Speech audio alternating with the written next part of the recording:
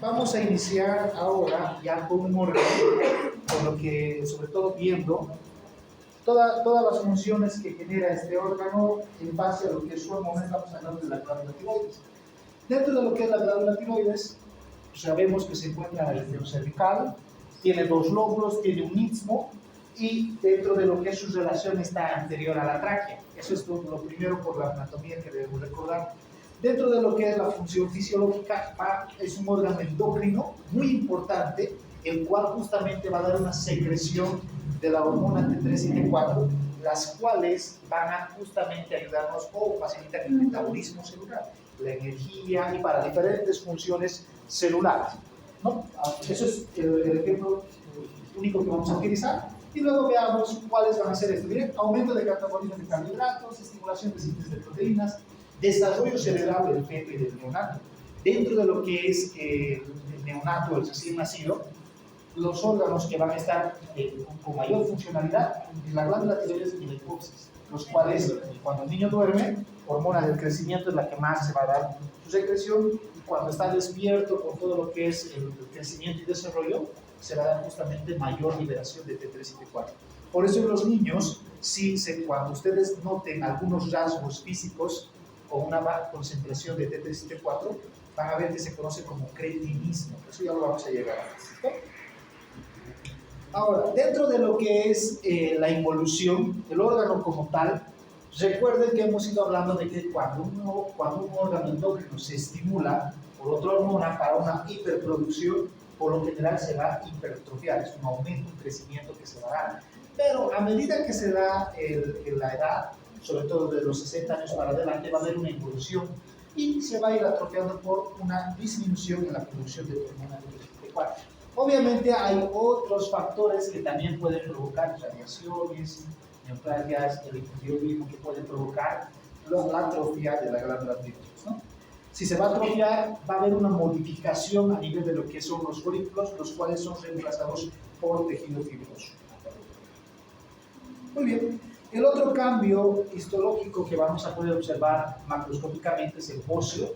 El bocio, si bien en definición es el aumento del volumen de la glándula tiroides, sabemos que puede consistir por una hiperplasia y que puede ser hiperfuncional o hipofuncional. Significa que podemos encontrar en pacientes con hipertiroidismo como también en hipotiroidismo. Eso es muy importante, ya lo vamos a ver.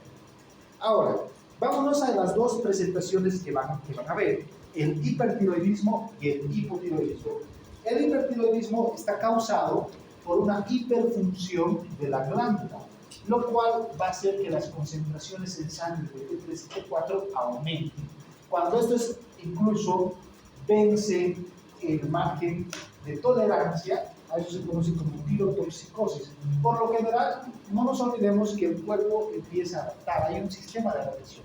No es que de entrada T3 y T4 se eleva y vamos a tener palpitaciones, va a empezar a tener todas las manifestaciones, va a empezar a producir los ojos, etc., sino que esto es una evolución crónica. Eso tenemos que recordar. ¿Cuáles son las tres causas más frecuentes para el hipertiroidismo? El 85% de todos los casos es una hiperplasia difusa primaria. ¿Listo? El segundo va a ser por un bocio multinodular, igual sigue siendo una causa primaria. Y otro, el adenoma de tiroides, ese también sigue siendo una causa primaria. Esas son las tres causas más frecuentes de hipertiroidismo. Ahora veamos eso. Aquí está el bocio que hemos hablado, la hiperplasia y el adenoma, los tres más frecuentes. En la hiperplasia tóxica, por ese crecimiento, sí hay un bocio, ¿sí?, difuso, se conoce como la enfermedad de Graves, en el cual hay concentraciones de T3 y T4 elevadas. El bocio tóxico hiperfuncional, aquí está la tirotoxicosis, a diferencia de la enfermedad de Graves, el que compromete más la vida o tiene una alta mortalidad es el segundo, el bocio tóxico multinodular, porque la producción de T3 y T4 sobrepasa lo que es justamente la parte del límite, provocando manifestaciones que pueden comprometer la vida del paciente. Luego está el adenoma hiperfuncional, que también puede provocar una tirotoxicosis, ¿no? Luego tenemos el hipertiroidismo por yodo, los secundarios, los adenomas hipoficiarios, eso no se olvide. Y existe un terciario. Esto quiero que entiendan. Cuando es primario, es el órgano como tal. Dentro del órgano puede ser hiperplasia, un tumor, o un bocio tóxico, los cuales van a provocar. Secundario por la hipófisis, con la TSH, por sobreestimulación de TSH. Y la terciaria no tiene nada que ver con el órgano, tampoco tiene que ver con un efecto de la TSH. La terciaria está por el sistema inmunológico, los cuales reemplazan a la hormona, a la TSH, y estimulan al receptor, provocando una hiperproducción. ¿Cuáles son las tiroiditis? Todas las tiroiditis. Estas tiroiditis pueden estar causadas por infecciones virales, también bacterianas. ¿Cuáles van a ser? La tiroiditis granulomatosa de Kerbein, la linfocítica subaguda, el estroma ovárico y la tirotoxicosis ficticia. Eso vamos a ver justamente cómo se va a presentar. Dentro de lo que es la parte de las presentaciones con las hormonas, cuando es primario, T3 y T4 elevadas, TSH disminuido. Cuando es secundario, TSH aumentada, T3 T4 aumentadas igual. Cuando es terciario, TSH disminuida, T3 T4 aumentada, antígenos positivos. ¿Listo? En cambio aquí negativo, negativo. Aquí positivos, TSH disminuido. Eso es importante. Si nos sale que los antígenos son positivos, entonces es una de estas tiroiditis que hemos mencionado. ¿Cuáles son las presentaciones clínicas? Ya hemos hablado, el paciente va a estar delgado, pérdida de peso, aumento del apetito, intolerancia al calor, aumento de la temperatura que está, febrícula. En casos de tirotoxicosis, fiebre. En la tirotoxicosis puede haber fiebre, cuadros de 38, 38.5 pueden estar presentes. Puede haber temblor, la diarrea, puede haber justamente lo que es la taquicardia, las palpitaciones y la osteoporosis que también se asocia con una manifestación. Entonces vamos, dentro de lo que sería la osteoporosis, lo que va a provocar es esto, ¿no? Las curvaturas, la psicosis a nivel de lo que es la columna vertebral. El diagnóstico, ¿cómo se va a dar? El diagnóstico se da sobre todo con las hormonas. Es fácil, la clínica les ayuda y luego T3, T4 más TSH. Hay uno que es la TRH, la TRH está en el hipotálamo. Este examen no lo tenemos aquí. Lo que se trata es una estimulación. Se coloca para poder justamente hacer, en este caso, el diagnóstico de un hipertiroidismo. Pero con T3, T4 más TSH, la clínica más, confirmamos el diagnóstico.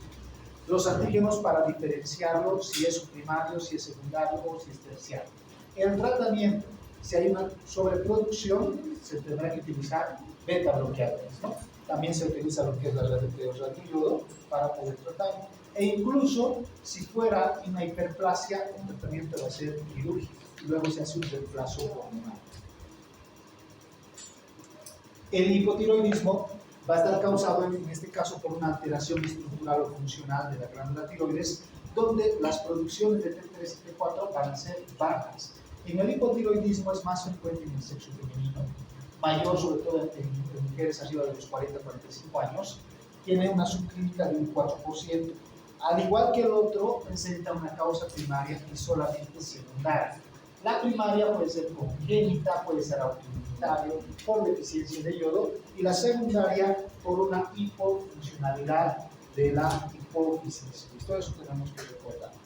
El hipotiroidismo congénito está causado sobre todo por una deficiencia de yodo en la dieta. ¿Bien? Y el bocio dismogénico va a estar causado sobre todo por la mutación de los genes peroxidasa tiroideo o la TPO. Dentro de estos genes, el síndrome de Pendlet está causado por una mutación del gen SLC26A4, donde los productos, que es la pendrina, que es el transportador justamente hacia el receptor, va a estar alterado, con el cual va a haber la producción, en este caso de T3 y T4. Hay algo muy importante que tienen que recordar. Hemos hablado que dentro de lo que eran las consecuencias, si bien hemos visto que hay la inmunológica, hay algo con la diabetes que han debido escuchar, que se dice que es insulino resistente incluso y el insulino dependiente. Se utiliza esa misma lógica para la parte de lo que es en este caso el hipotiroidismo. Tenemos a la glándula, vamos a ver acá. Aquí está lo que es el receptor.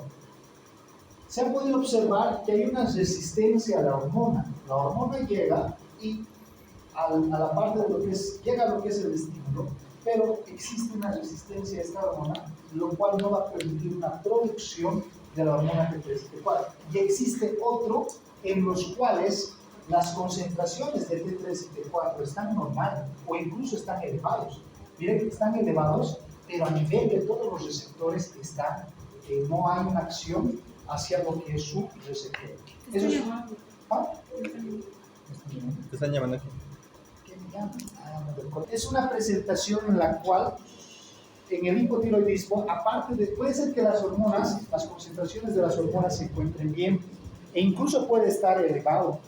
Eso es muy importante. Por ejemplo, ¿qué tal? La concentración de las hormonas T3 y T4 están elevadas. TSH está bajo. Y en la manifestación clínica, el paciente es gordito, 1. 2, el paciente, aparte de ser gordito, está estreñido, tiene intolerancia al frío, tiene somnolencia, tiene cansancio, astenia. ¿Cuál sería su diagnóstico por la clínica? Entonces, ¿Cuál? Hipotiroidismo. Pero las hormonas están elevadas. Entonces, las hormonas te dicen hiper, pero la clínica te dice hipo. Eso es justamente uno de los cuales tienen que tener en cuenta. Aquí está. Es una resistencia generalizada del cuerpo, donde miren, las hormonas tiroideas están elevadas, la T4 y la T3. La TSH va a estar disminuida. Ahí sería un hiper, pero la clínica de manifestación es de hipo. Eso es una resistencia hacia la hormona. No es algo que sucede con mayor frecuencia, eso es una alteración genética. Eso no pueden olvidarse. No significa que el laboratorio esté mal. Está bien, para tratar de descartar, pídame otra vez un nuevo laboratorio, pero si sigue saliendo el cuarto elevado, pero el cuerpo no responde, entonces ahí es una alteración, o se conoce como síndrome de resistencia hacia la hormona, pero generalizada en todo el cuerpo. Todos los receptores están ahí atrás. Ahora, ¿ustedes cuál creen que sería en este caso el tratamiento? Porque normalmente en el hipotiroidismo, ¿cuál es el tratamiento? Quirúrgico. ¿Cuál es? ¿Qué es lo que pasa en un hipo? No hay T3 y T4, y lo que se hace es aumentar T3 y T4, pero si T3 y T4 está elevada, ¿qué haría? Ese manejo es muy, muy difícil. No hay un tratamiento así específico como tal, porque el reemplazo, no puedes hacer ni reemplazo renal, tienes hormonas elevadas, pero tu cuerpo no está respondiendo, es una alteración genética. Entonces ahí ya están viendo que este caso no es muy frecuente. Es algo que se puede presentar, no lo pierdan. Pero ¿cuál sería la maniobra? ¿Cómo es? ¿Trabajar con el cuerpo? ¿Cuál? ¿Trabajar directamente con el cuerpo? No puedes. Es que la hormona, no hay ninguna alteración a nivel de la hipófisis, acá arriba, acá y acá está bien. Donde está mal es en el cuerpo. Todos los receptores del cuerpo. ¿Qué daría para que no te... Normalmente se hacen radioterapia, o sea, se hace con radiaciones, con yodo, eso es lo que se trata de hacer. Esto no tiene algo proporcional. Es una variante, mutación de los genes, donde el paciente va a ser hipotiroidismo. No es algo frecuente, por eso se toma en cuenta que lo conozcan. ¿Bien? Y es muy importante que sepan que si tienen T3 y T4 elevadas, y el cuerpo está con clínica de hipo, esa sí es una variante en la cual hay una resistencia. Es difícil. Por lo menos aquí no lo trataríamos porque no hay nada con qué poder hacer. Se está haciendo, como no sé si les he comentado, pero actualmente hay una subespecialidad molecular, biología molecular. Ahí está, incluso la farmacología está empezando a entrar a lo que es farmacología molecular, precisamente para esto. Para este tipo de patologías a nivel de los receptores, son mutaciones, se pueda justamente tener una acción directa para una respuesta celular. Estamos hablando de algo muy, muy interno, ¿no? Donde es muy difícil, pero sí a veces hay avances para poder tratar este tipo de situaciones, que no es frecuente. Otro tipo de manifestación es cuando la glándula tiroides no está presente o incluso la parte de la estructura no son folículos, pueden ser cartílagos, ya se conoce incluso como lo que es la genese, ¿no? Cuando no está, va a haber justamente por una mutación de lo que va a ser el factor de la transcripción tiroidea, llegando a provocar de igual forma una deficiencia de las hormonas. Y ahí hemos visto esto, que sería la respuesta a la resistencia generalizada. El hipotiroidismo adquirido va a estar causado sobre todo por una ablación o por una radiación. El hipotiroidismo está causado entonces por una deficiencia de yodo. Dentro de lo que es el neonato, su crecimiento, el crecimiento cerebral que se va a dar, cuando va a haber deficiencia de yodo, aquí se produce el cretinismo en los neonatos, en los niños. ¿Qué va a tener un niño con deficiencia de yodo, perdón, de T3, T4 y al mismo tiempo con deficiencia de yodo y al mismo tiempo con hipotiroidismo? Tiene deterioro del sistema nervioso central, osteomuscular, hay retraso mental, hay talla baja, los rasgos faciales son toscos, fíjense, hay una cara más larga, más grande, la mandíbula es más grande, la lengua es más grande, o la macroglosia, o lengua sobresaliente, y se asocia a la presencia de hernia umbilical. Estas son las presentaciones o las manifestaciones del cretinismo, hipotiroidismo neonatal. La alteración en la piel, el mixedema que se va justamente a generar, miren ahí es el mixedema, vamos a ver que se caracteriza por esa actividad, sobre todo, o disminución de la actividad de la hormona T3-T4, ¿no? Y vámonos a las manifestaciones del hipotiroidismo: cansancio generalizado, apatía, lentitud mental, intolerancia al frío, estreñimiento y la disnea. Esas son las manifestaciones del hipotiroidismo. El diagnóstico de un hipotiroidismo, al igual que el IPE, clínica más laboratorio, perfil endócrino, donde vemos las concentraciones de T3, T4 y también hay que ver la concentración de TSH para saber si es primario o es secundario, ¿no? Eso es muy importante. Hasta ahí hemos visto los dos tipos de presentaciones. Ahora veamos las tiroiditis, que va a ser la inflamación de la glándula tiroides. Dentro de lo que es la tiroiditis, corresponde a un grupo de trastornos en los cuales se puede deber o asociar a infecciones o patologías granulomatosas linfocíticas subagudas. Veamos cuáles son. En las infecciosas, las tiroiditis infecciosas se va a dar por cuadros de infecciones que pueden ser virales. Miren cómo hay ese aumento de la glándula, la parotiditis, por ejemplo, el sarampión, eran causa de las tiroiditis. Dentro de esto hay una inflamación de la glándula, en el cual se puede llegar al diagnóstico con la palpación. Podemos ir viendo que se tiene aparte otros signos de infección asociadas, y veamos cuáles son. La tiroiditis de Hashimoto, que va a ser la más frecuente, caracterizado por un fracaso gradual de la glándula con una destrucción autoinmunitaria.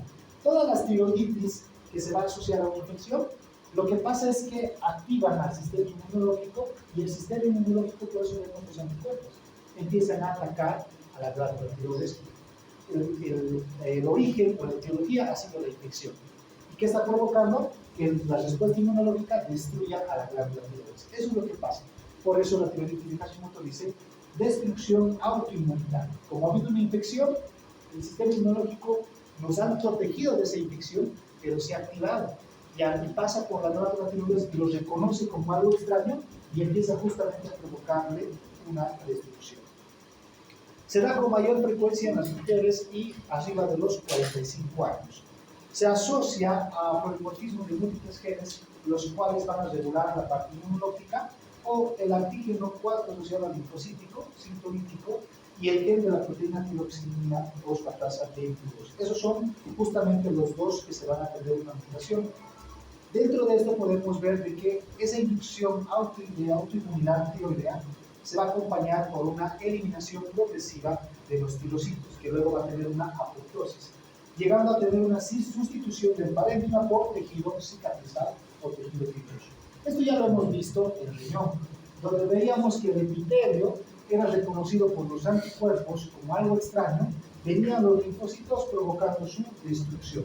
Eso por inmuno también ya saben cómo es el mecanismo. Solamente recuerden que una infección provoca activación del sistema inmunológico, en este caso llega a la glándula tiroides a través de la sangre, circula, llega, se conoce como algo extraño, produciendo su destrucción. ¿Cuáles van a ser su manifestación? Primero era una tiroiditis, es una inflamación. Al ser una inflamación habrá un aumento de volumen. El aumento de volumen es simétrico. ¿Bien? Cuando van a ser los múltiples, puede ser como presencia de quistes, ahí va a haber asimetría, pero en la tiroiditis por lo general son simétricos. ¿Sí?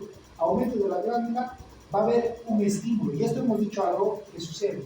En este caso, la TSH, la T374 aumenta, la TSH va a estar baja, pero el sistema inmunológico o los anticuerpos son positivos.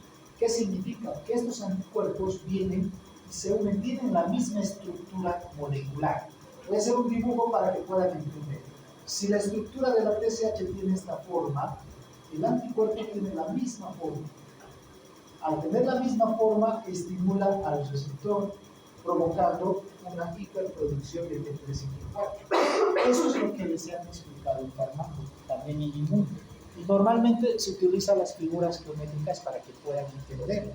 Por eso, cuando hablamos de que el sistema inmunológico, al tener la misma estructura molecular que la hormona, provoca su estimulación haciendo una hiperproducción de T374. Como consecuencia, ¿ante qué estamos? Un hipertiroidismo. Y en el hipertiroidismo, que va a haber justamente, va a haber lo que es una producción. Ahora veamos lo contrario. Otro, lo que provoca es que llega aquí al receptor, destruye el receptor, haciendo que estas concentraciones disminuyan y la TSH está elevada y los anticuerpos están positivos. ¿Qué va a pasar aquí? Se destruye lo que es el receptor, la forma que tiene no hay para el receptor está destruido por los anticuerpos, los cuales provocan un hipotiroidismo, pero la TSH está elevada. Esas no son las consecuencias que se dan. En este caso, hipotiroidismo, ¿cuáles son? Estreñimiento, dificultad para concentrarse, la piel seca, el cuello va a estar grueso, presencia de moco, fatiga, pérdida de cabello, las menstruaciones que las mujeres sobre todo son irregulares y la intolerancia al frío. El diagnóstico, TSH, ¿cómo estaría la TSH? Aumentada. ¿Cómo van a estar los anticuerpos? Positivos. ¿Cómo va a estar el T4? Bajos. ¿Listo? Ahí está cómo podemos llegar a ver. Tratamiento, sustitución de la hormona. Hay que sustituirla. ¿A quién vamos a bloquear? A este de acá. Porque a pesar de que se produzcan altas concentraciones, esto, como no hay los receptores, van a estar justamente, en este caso, bloqueados. Y como la glándula está aumentada, hay que dar antiinflamatorios. Ahí está el tratamiento. En esta tiroiditis subaguda o granulomatosa, una infección viral provoca ese antígeno viral, lo cual va a provocar la lesión. Lo mismo que hemos explicado. Tal vez es una, antes había las paperas o la parotiditis. La infección viral viaja a través de los ganglios. Eso es muy importante. Viaja a través de los ganglios, llega aquí a lo que va a ser, los anticuerpos van a llegar a la glándula, provocan las lesiones y como consecuencia provocan una destrucción. ¿No? Y ahí podemos ver lesión de las células foliculares, exposición de los antígenos hacia lo que son las células foliculares, estimulan las células citotóxicas y van a provocar ¿qué? Lo contrario de la salud, liberación de T354. ¿Cuáles son las dos presentaciones que puede haber en las tiroiditis? Lo que tienen que averiguar es esto, antecedentes. Por eso la clínica, sobre todo en estas patologías, más que el laboratorio, la clínica les va a ayudar al diagnóstico. Si hay un antecedente de una infección viral, es una tiroiditis. Aparte de esa tiroiditis, por el aumento es el diagnóstico de tiroiditis. Por el antecedente de la infección viral también sigue siendo una sospecha diagnóstica de tiroiditis. Le pides T3, T4, el TSH, con eso vas a confirmar si es hiper o hipo. Si va a ser justamente hiper, ya estás confirmando tu segundo diagnóstico. Luego te fijas los anticuerpos, que como consecuencia de esto, tiene que haber anticuerpos positivos. Si no ha habido ningún antecedente, los anticuerpos van a ser negativos. ¿Han entendido o de nuevo? Ya. Al consultorio viene un paciente. Este paciente que viene menciona que últimamente siente como su corazón se quiere salir, siente que no tolera el calor, está constantemente así en estado de alerta, no puede dormir, tiene insomnio, ¿no? Aparte tiene diarrea, tiene mucho apetito, come rápido y le vuelve a dar hambre. Entonces, viene con esa manifestación. Le preguntamos si es que anteriormente ha tenido tal vez algún cuadro gripal, algún cuadro respiratorio o no. Si nos dice que no presentamos nada, lo siguiente es la evaluación. En la evaluación va a estar aumentado la glándula, pero hasta ahí nuestra sospecha sería hipertiroidismo. Le pedimos T3, T4 y antígenos. ¿Cómo esperan con todo eso que les he contado, cómo esperan que estén sus resultados?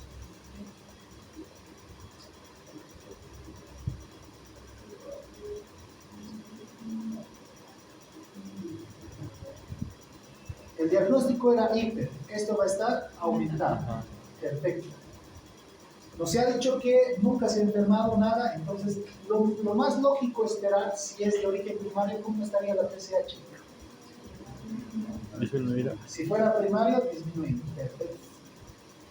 Ahora, no tiene ningún antecedente de infección, ¿cómo van a estar los anticuerpos? Negativo. Negativos, perfecto. Ahora solamente modifican esa historia que hace una semana atrás ha estado con un cuadro de unas paperas, por ejemplo, o sarampión. Entonces, si ya sabes que ha habido una infección viral, esto va a ser positivo. Y tu diagnóstico son dos. Primero, tiroiditis, uno, y el segundo, hipertiroidismo.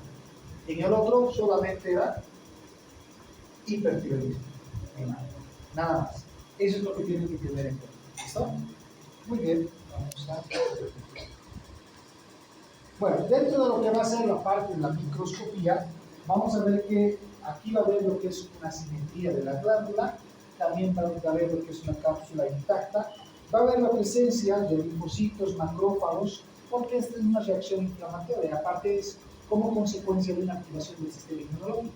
Lo mismo que los riñones, cuando hemos dicho que era el sistema inmunológico, había justamente la presencia de varias células o la pluricelular, lo cual justamente eran linfocitos, macrófagos, neutrófilos, etcétera, que están presentes dentro de lo que va a ser el órgano como tal.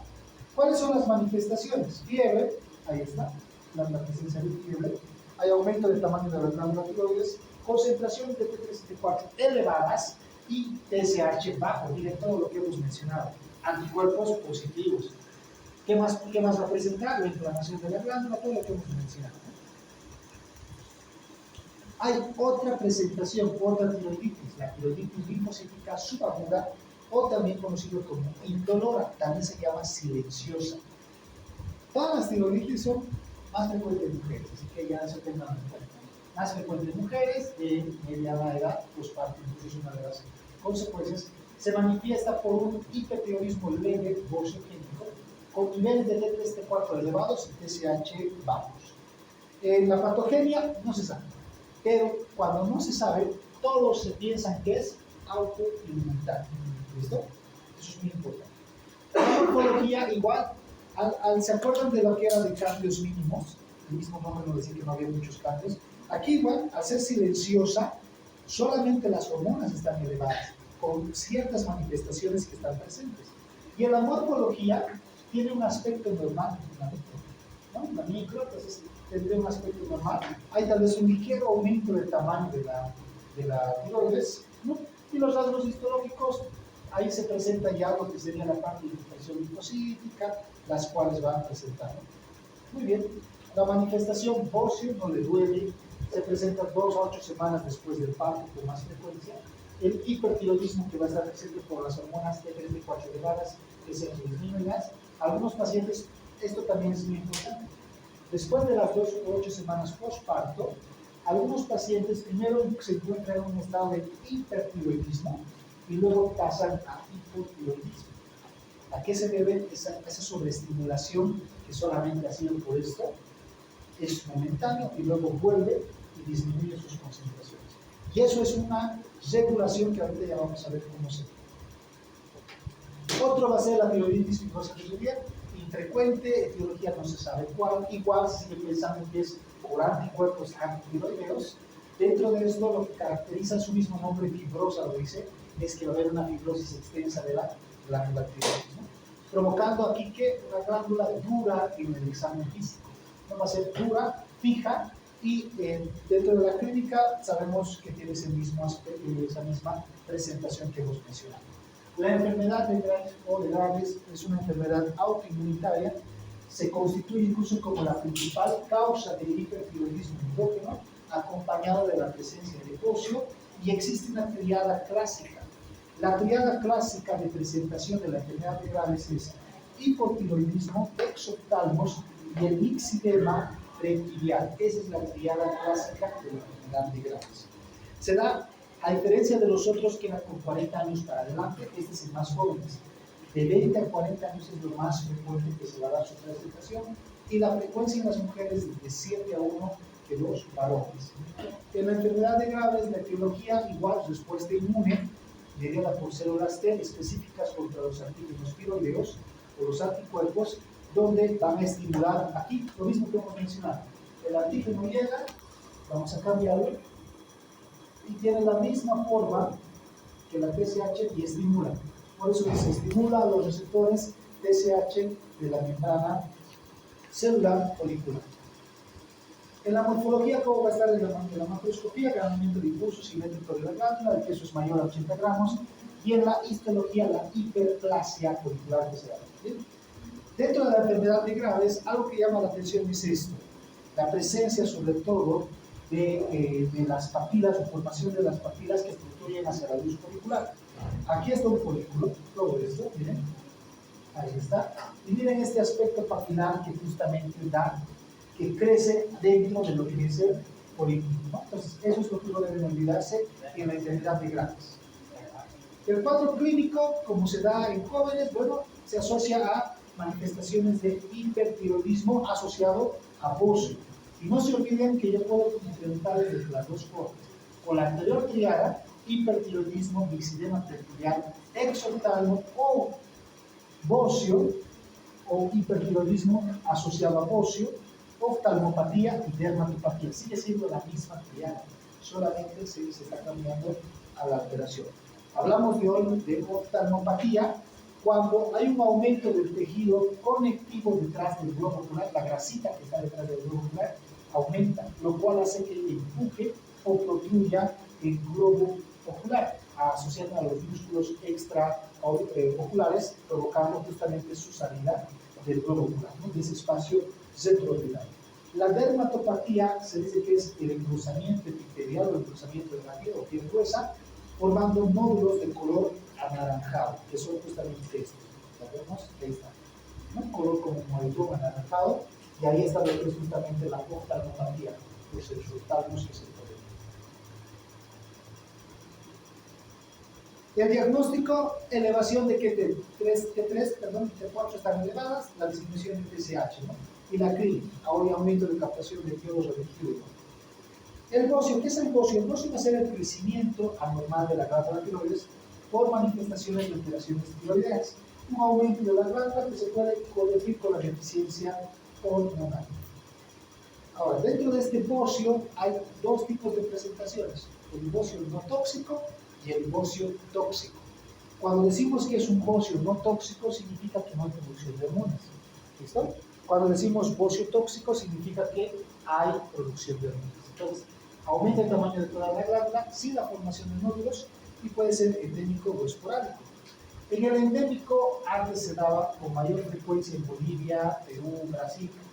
De los otros países no tengo muchos datos, o sí sé que eran zonas endémicas, zonas geográficas donde justamente las condiciones de los alimentos, etcétera, eran con baja concentración de yodo. A eso se llamaba bocio endémico. Y se dice esporádico cuando se debe justamente por una ingesta disminuida. En estos bocios endémicos, o que justamente se daba, actualmente solamente hay un lugar donde existe, y luego dentro de lo que son los bocios esporádicos se da por la alimentación, y dentro de esa alimentación, no sé si recordarán, por ejemplo, a las vaquitas y a los caballos les dan una sal. Esa sal, por ejemplo, no es ayudada. ¿Qué hacían nuestros abuelitos? Ustedes no han debido, ¿alguien ha visto un paciente con bocio? Es así, por ejemplo. Así, miren, es la forma. Ahora, este es otro. Esto tal vez ustedes no lo han visto, antes había bastante las cirugías de esto, lo veíamos constantemente. Cuando yo estaba en mi práctica lo podía ver, ahora ya no hay nada. ¿no? Entonces, antes se podía observar harto. ¿Y esto qué pasaba?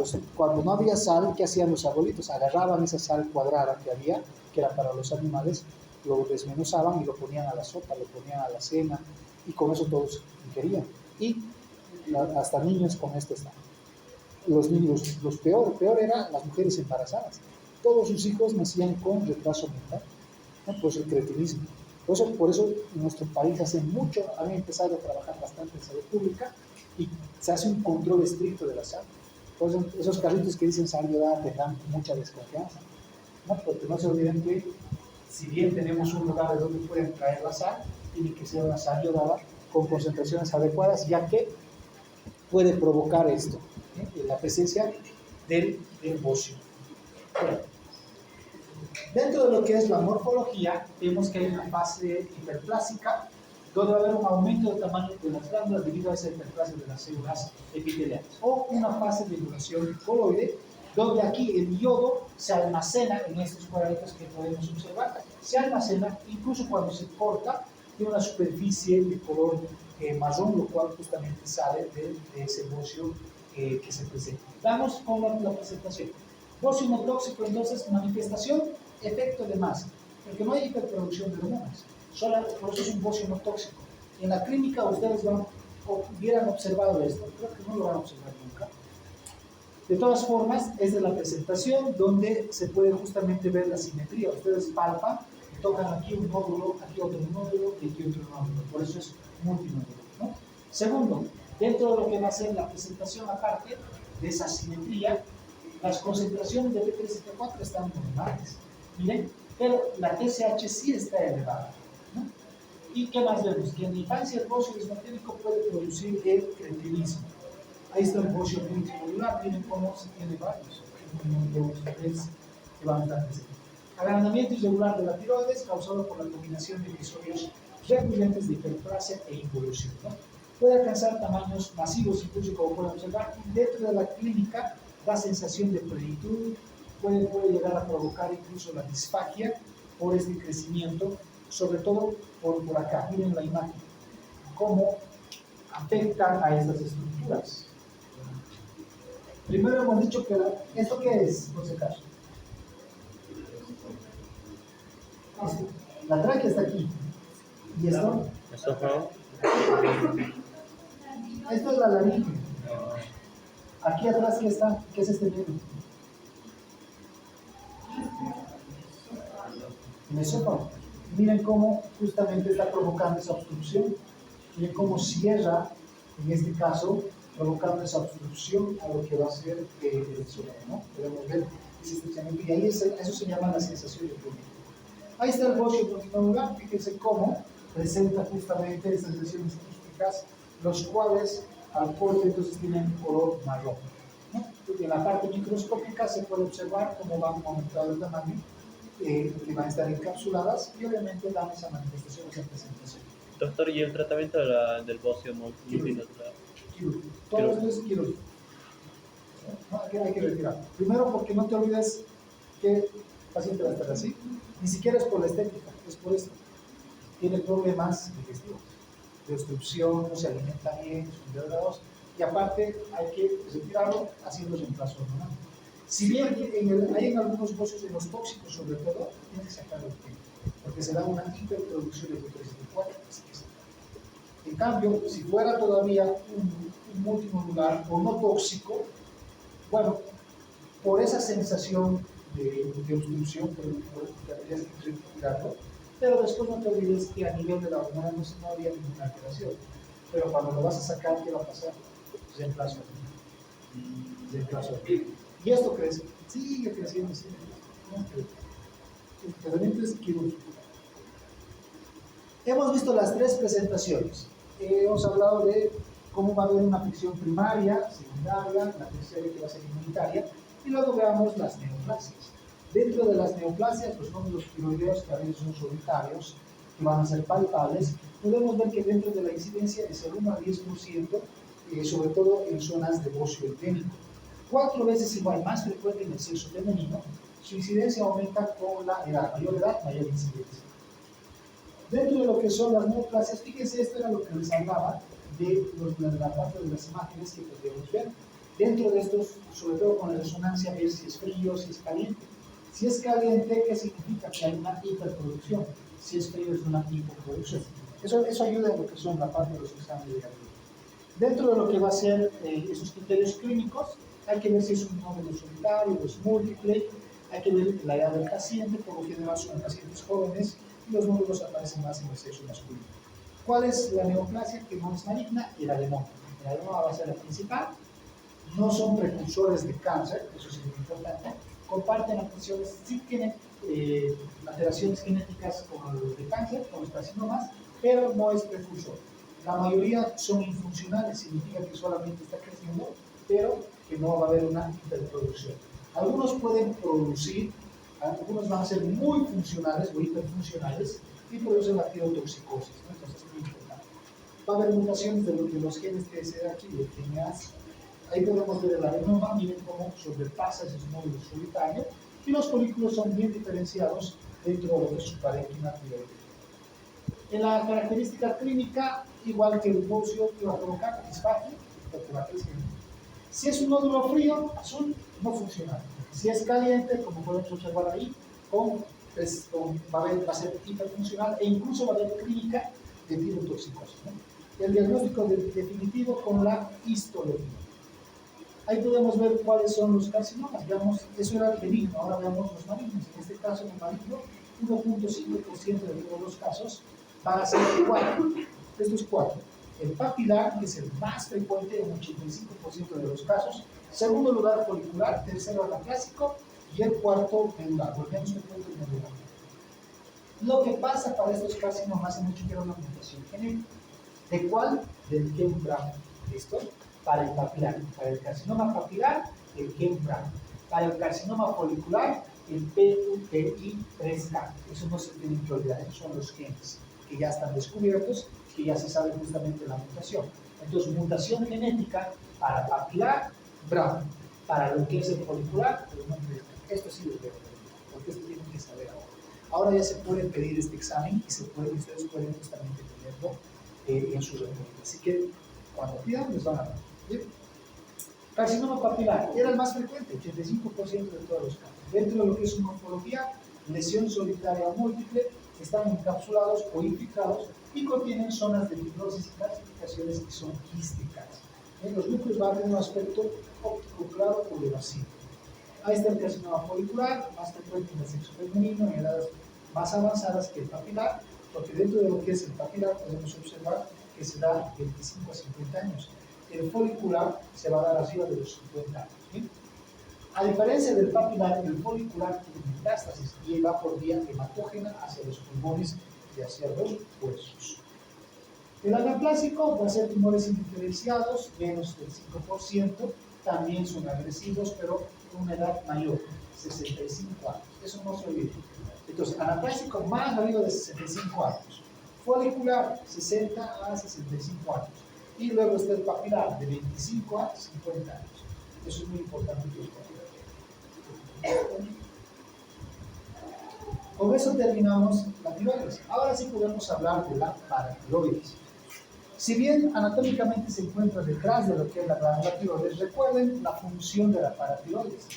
La paratiroides va a dar la formación de la paratormona. La paratormona, ¿qué va a hacer? Aumenta la reabsorción de calcio y riñón, va a dar la condensación de la vitamina D en su forma activa, aumenta la expresión del fósforo y potencia la absorción digestiva de calcio. También regula las concentraciones de calcio en sangre. Si hubiera una baja concentración de calcio en sangre, la paratormona saca del hueso a través de una función osteoclástica, lo cual justamente va a hacer que se reabsorba el calcio del hueso para que aumente el calcio en sangre. ¿Sí? Conocido como hipocalcemia, para que no exista una hipercalcemia. Vamos a explicar esta parte bien. Las dos presentaciones van a ser el hiperparatiroidismo y el hipoparatiroidismo. El hiperparatiroidismo son 3 tipos de presentaciones: primario, secundario y terciario. En el hipoparatiroidismo solamente existe una presentación. En el hiperprimario se da por una hiperproducción autónoma de la paratormona. el cual justamente puede estar formado por un adenoma o por una hiperplasia. En el secundario se da por una cauterización del aparato hormonal secundario a una hipocalcemia. Como en la sangre hay poca concentración de calcio, lo que hace es el órgano se estimula y va a hacer que aumente su producción del aparato hormonal para regular esto. Por eso es secundario. ¿Okay? ¿Cuándo va a haber esto? En el riñón, insuficiencia renal crónica. Cuando el riñón, ¿qué hace? ¿Cuál es la función del riñón? Con lo que estamos mencionando. Se absorben los iones. ¿Qué se absorbe? Sodio, calcio, potasio. En este caso, como el riñón tiene una insuficiencia, no está la absorción del calcio, por eso hay una hipocalcemia. Y ahí es donde se va a dar el hiperparatiroidismo.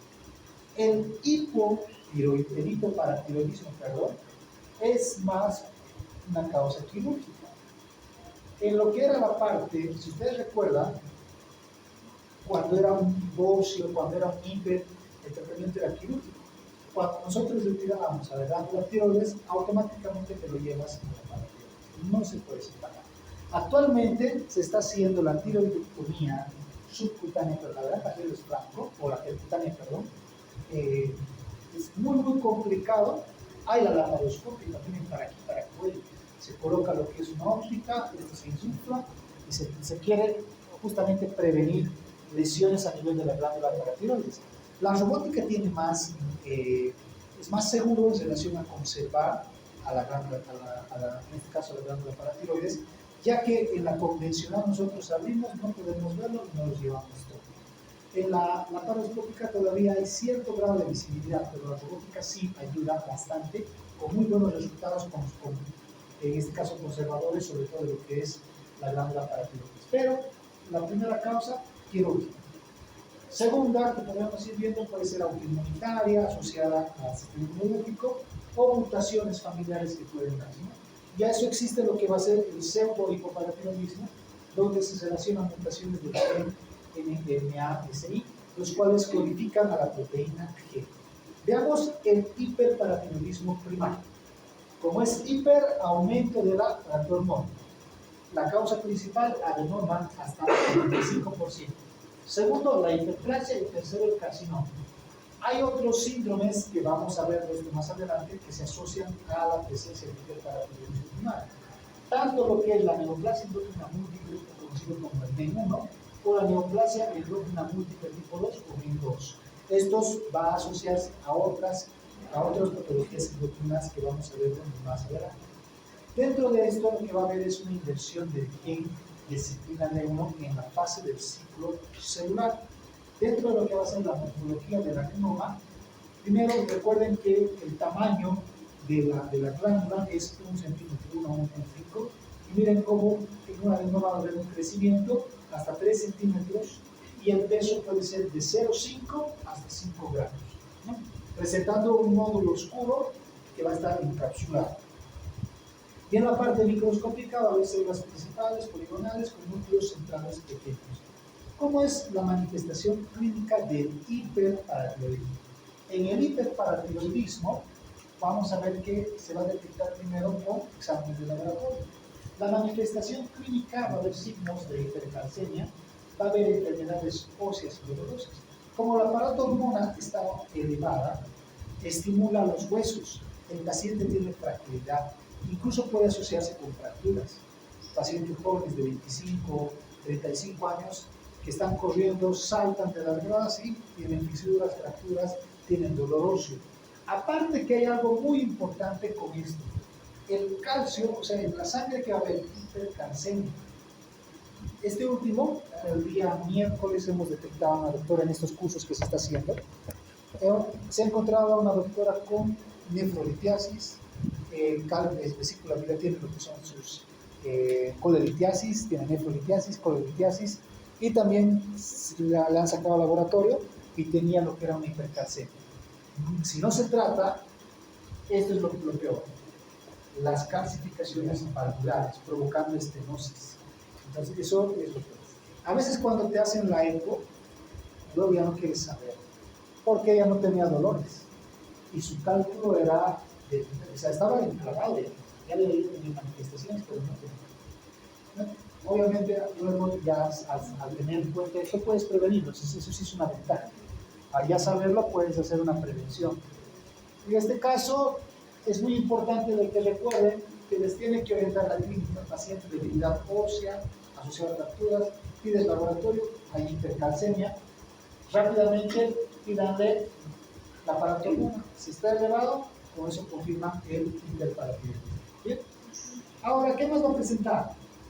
Como hay exceso de calcio, estreñimiento, puede llegar incluso a tener hasta úlcera crónica, se puede complicar, convulsiones, que esos son justamente los signos que van a presentar. El secundario está causado por qué? Por el riñón, va a haber una insuficiencia renal. Como hay una insuficiencia renal, entonces lleva a una hiperproducción del aparato hormona para que se pueda reactivar ese caso.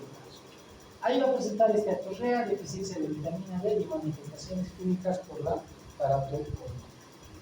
El hipoparatiroidismo mucho que es casi siempre por cirugía y algunos por mutaciones genéticas. En las manifestaciones clínicas, aquí vamos a ver si saben de esto.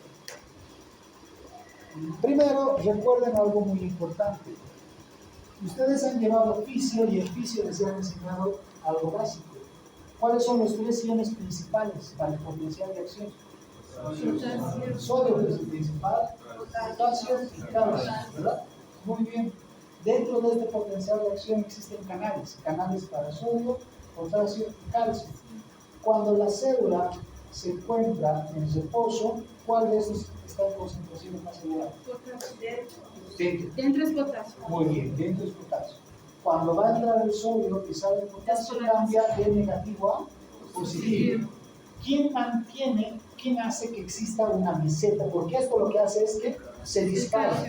Exacto, el calcio es el que hace la meseta. ¿Bien? Ahora, si no hubiera calcio, esa meseta va a estar más alargada o disminuida. Disminuida. Lo que va a estar es... Por eso es esto, la titanina. Bien, la titanina hace esos espasmos, por eso justamente se va a esas contracciones, esas parestesias, esas debilidades,